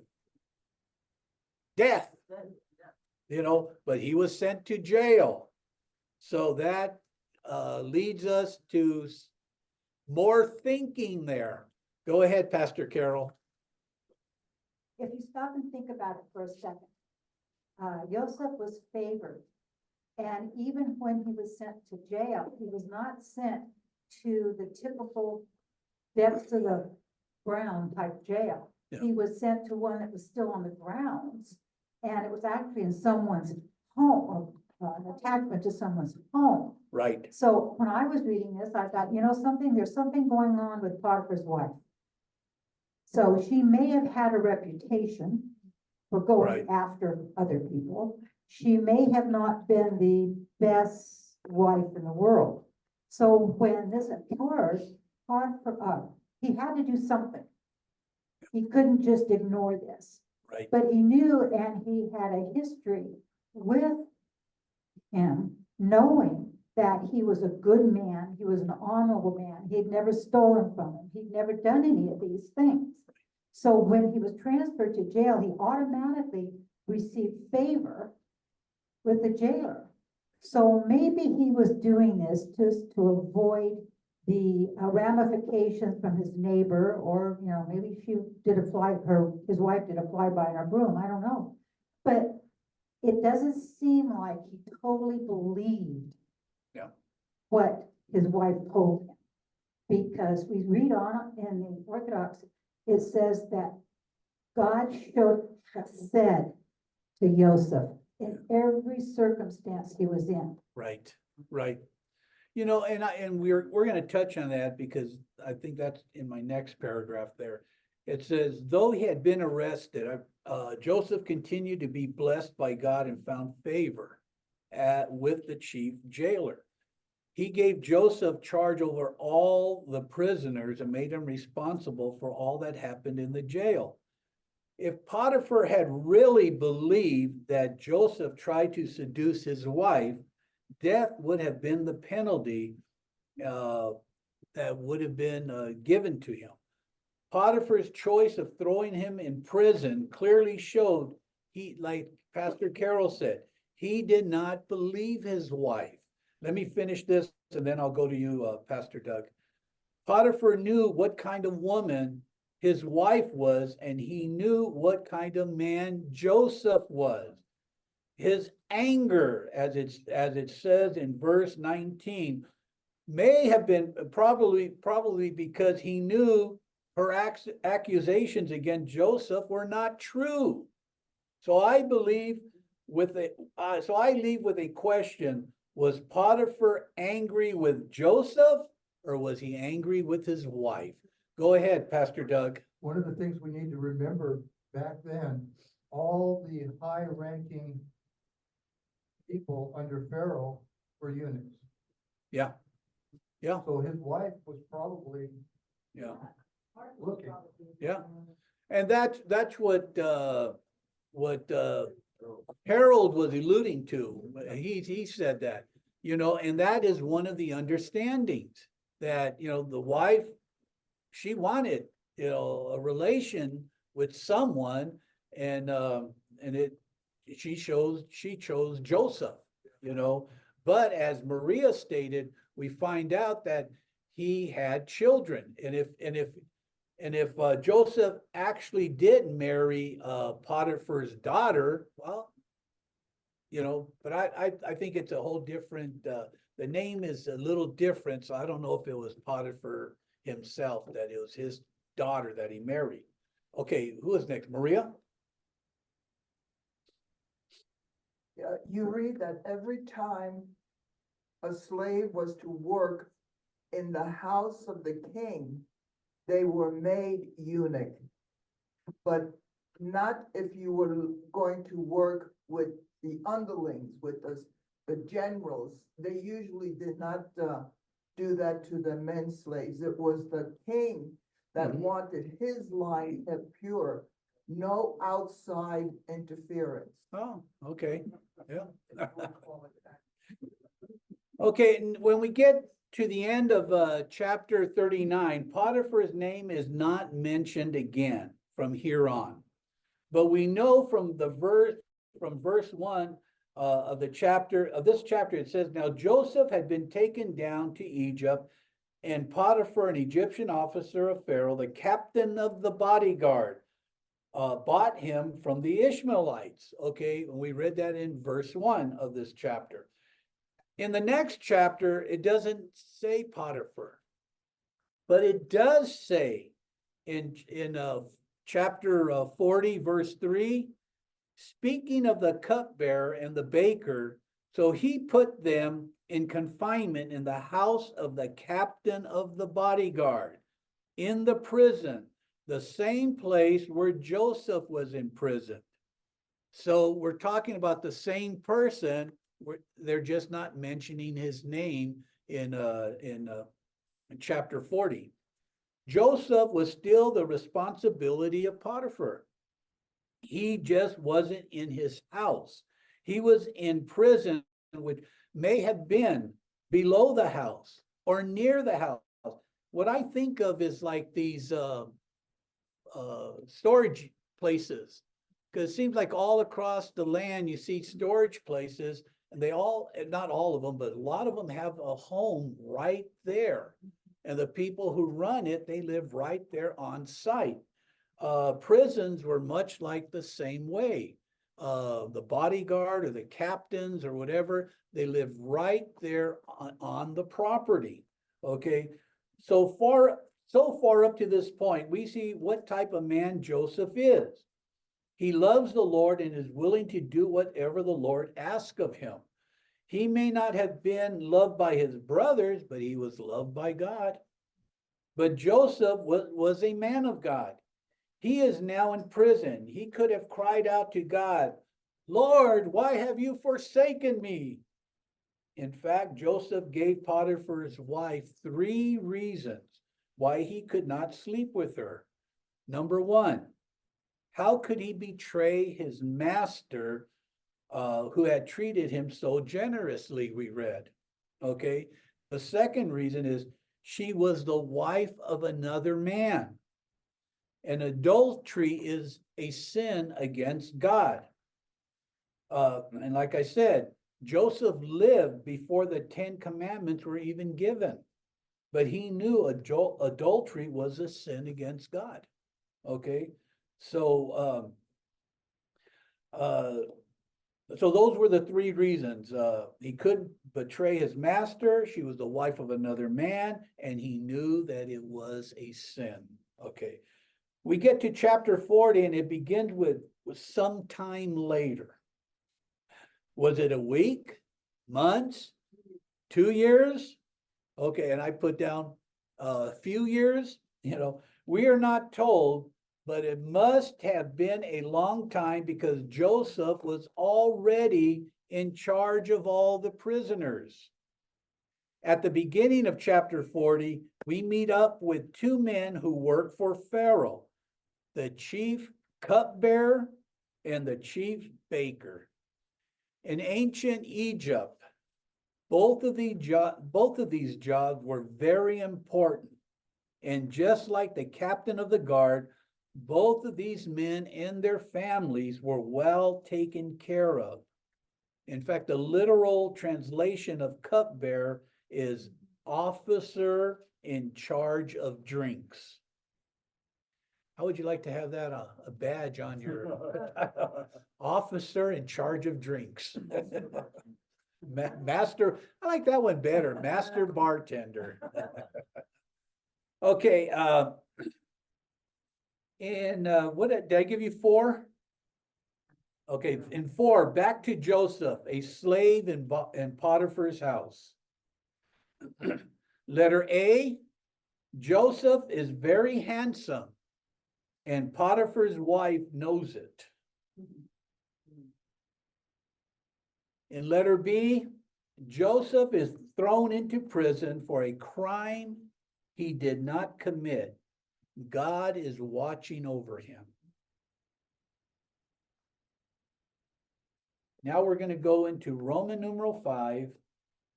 Joseph interprets the dreams of the cupbearer and baker. You know, in ancient Egyptian documents, it also talks about bread in the time of Pharaoh, that bread was part of every meal. In fact, what I read was, it said that Egypt is regarded as the birthplace of leavened bread. And you can read that. I got that from the encyclopedia.com. Okay, it says the first grinding stone was invented in Egypt, and we are told throughout Torah not to be like the nations. And every year we observe the feast of unleavened bread. Okay, God's people are different. We are not to be like the nations. So I thought it was interesting that leaven being part of everyday life in Egypt, and what does leaven particularly equate to? Sin. Yep. So like I said, I thought it was interesting that leaven being part of everyday life in Egypt, and the Lord taking his people out of this nation. Immediately, one of the things God tells his people to do when they leave Egypt is what? Eat unleavened bread. You know, you're not going to be like these people, okay? We are not told what they did wrong, the cupbearer or the baker, but the Midrash says that a fly was found in Pharaoh's cup. And a small rock was inside the bread Pharaoh was served. So both were in prison for some time, and we read that on the same night, they both had similar dreams. And then further down in verse 8, it seemed that both the cupbearer and the baker were upset because there was no one there who could interpret the dreams. I wouldn't think it was a one-time dream. You know, I would think, there's sometimes I have dreams and it's just a one-time dream, you know, but there's other times, multiple times I'm having the same dream, you know, and, but, you know, this has happened. I would imagine that this had to be a dream that they've had, you know, multiple times. I may be wrong, okay? We can all learn something here from Joseph. He responds, do not interpretations belong to God? Please tell me your dreams, okay? The Living Bible says it this way: interpreting dreams is God's business. I like the way it's put that way. Joseph does not take credit. It's God who gives the glory. It's God who he gives the glory to, not himself. He did not claim any powers of his own. He was the tool that was being used by God. It seems now that Joseph is a changed person from the time that when he was a lad, and his brothers despised him. I don't know if you've caught that. It just seems the way he reacted to his brothers initially, and now where he's at now, he's a different person. What the wisdom of life, the wisdom of growing up and growing old. You know, I have Dennis Prager's commentaries on Torah. He still has a couple more to do, but I thought it was interesting that he goes in depth in the commentary describing how we should honor God before ourselves in all blessings. He says that all the talents that we have are not because of what we do, but it's because of what God is doing with us. There are many who do not give God the glory and feel that they were responsible for all they have accomplished in being wealthy or achieving fame. Dennis Prager goes on to say there are two moral benefits in acknowledging God, that God is the source of all our talents. He says the first is humility.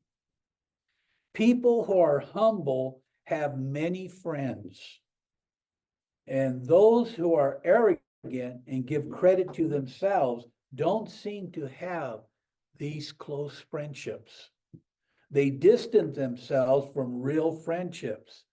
He says the second benefit is giving God credit for your success. You end up using your talent in serving God. And isn't that the truth? And then he also gave an example. He says, Johann Sebastian Bach wrote all his music for the greater glory of God. He is celebrated as the creator of many masterpieces of church and instrumental music to this day. You know, so in the cup, now let's get to the cupbearer. The cupbearer's dream. Do you remember what it says? It says he saw a vine before him. The vine had 3 branches that had produced ripe grapes. In the dream, the cupbearer held Pharaoh's cup in his hand and pressed the grapes into the cup and served them to the Pharaoh.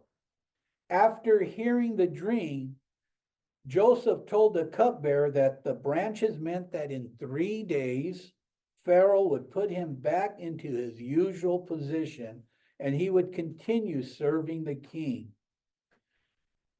The Midrash goes on to say that as Pharaoh, when the cupbearer was in prison, as Pharaoh was drinking his wine, one that was next to him, he noticed that a fly accidentally fell into the drink. And he realized that it was just something that just happened, that it wasn't the cupbearer's fault that a fly flew into the drink. Okay. When he had finished explaining the meaning, Joseph, to the cupbearer, Joseph asked the cupbearer to remember him when he is returned and persuade Pharaoh to release him from jail.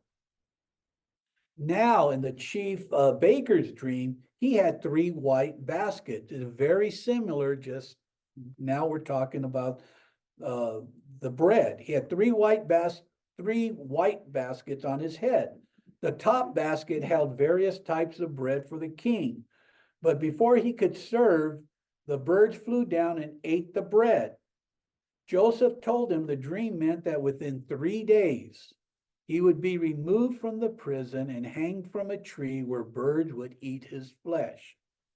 So 3 days later, Pharaoh held a big feast in his palace for his birthday.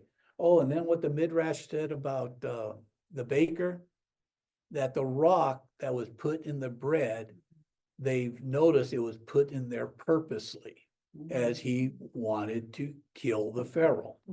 Okay. So all the servants were invited, including the cupbearer and the baker. The cupbearer was reinstated to his original position, and continued to serve Pharaoh. The baker, however, was hanged as Joseph had predicted, and though he promised to speak on his behalf, the cupbearer forgot all about Joseph.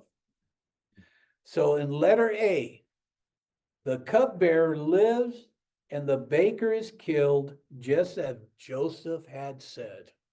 Lived and killed are your fill-ins. In letter B, Joseph gives all the credit to God. And in letter C, the cupbearer does not remember Joseph. Why wouldn't the cupbearer remember Joseph? Anybody have any thoughts on that? Well, I'm going to share. Now, why did the cupbearer forget about Joseph? You know, I'll tell you what I think. You know, we are reading throughout this parashah how Joseph trusted God, that God was going to deliver him. God's going to bless him. God is doing everything for him. He's giving credit to him. What is happening now? He's putting his trust into the cupbearer and saying, you know, when you're before Pharaoh, if you can speak to him, you know, he's taking his focus off of God. And it's as though God's saying, I'm going to take care of you, but I'm going to do it in my time. Okay, that's my thought on this. Yeah. Go ahead, Pastor Carol. You know, this is really interesting. We are finishing up our yeshiva class on the 23rd Psalm with a meets mark. And one of the things that we have learned is just like Joseph with his final incident, that once we've accepted the Lord and we grow a little bit, we forget all the benefits that are part of our relationship. Yes. And as we've been going through each verse, and I mean really digging into the verse, we find out that God has taken care of us. He will take care of us. We cannot even believe the wondrous things that he has done and will do, continue to do for us. So that just like this, we go along kind of fat, dumb, and happy. Right. And think things are just going really good for us. When we really need to remember that God has blessed us and had his hand over us every single moment of the day, and that he works in us and through us. Amen. Amen. So with that, I'm going to do a little bit of a PR. If anybody, give me a chance. If anybody would like to stay and listen to what a yeshiva class is like, we'd love to have them. And also remember, you need to sign up for the biblical Hebrew class that's starting in February. Amen. Amen. Go ahead, Maria, use the mic.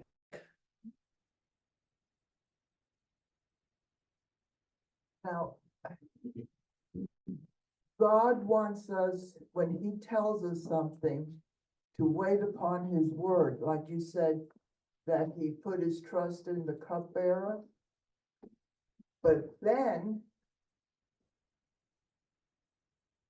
Are you gonna tell the story of that Bruce mentioned last week? well, he did mention something, but I didn't say it.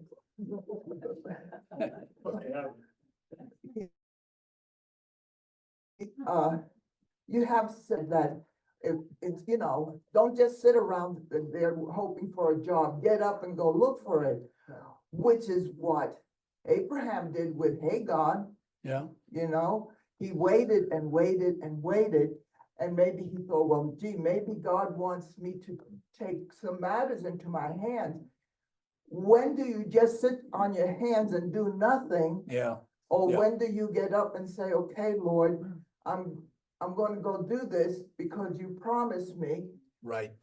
I'm going to go. Now, is it dawn if you do and dawn? You notice I said dawn.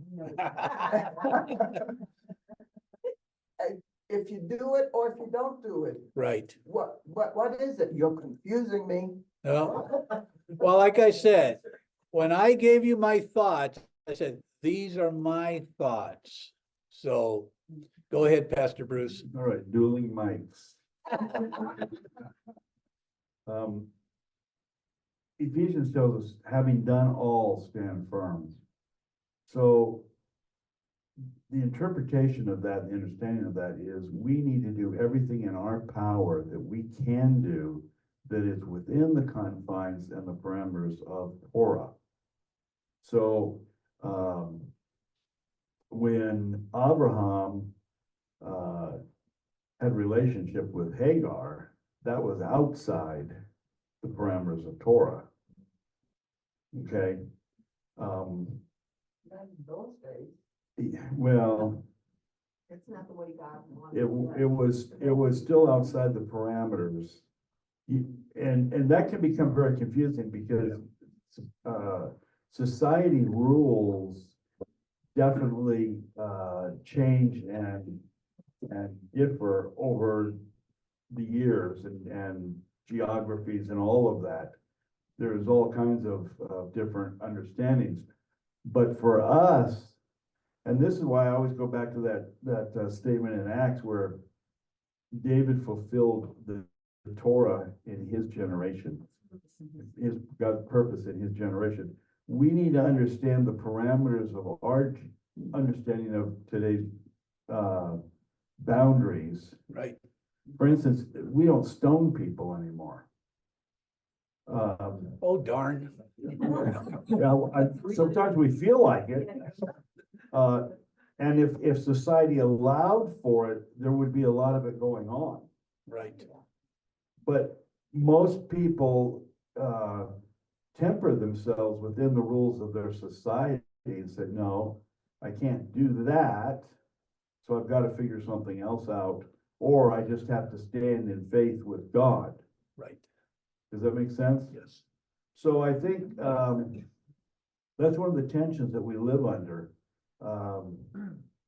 I say pray and then hit the sidewalk and go get a job. That to me, see, that is not forcing it. You're praying, you're asking God to open doors in that prayer. Then you're going to explore to find out what doors are open. You're not forcing doors, because I'm not saying pray and then just go down and kick down the first door you see. If you do that, you get yourself into trouble. You pray and then you go forth and you look for the open door through the guidance of the Ruach. I noticed that all of the patriots and all the good guys had multiple wives except for Isaac, and that's only because Yeah. he went blind. Couldn't find them. You get that on firsthand, That was one of my rabbits. yeah. Okay, everyone. Yeah, okay. Hey, that's the end of our Torah study. Thank you. Everybody have a blessed day. Thank you, everyone, for joining in.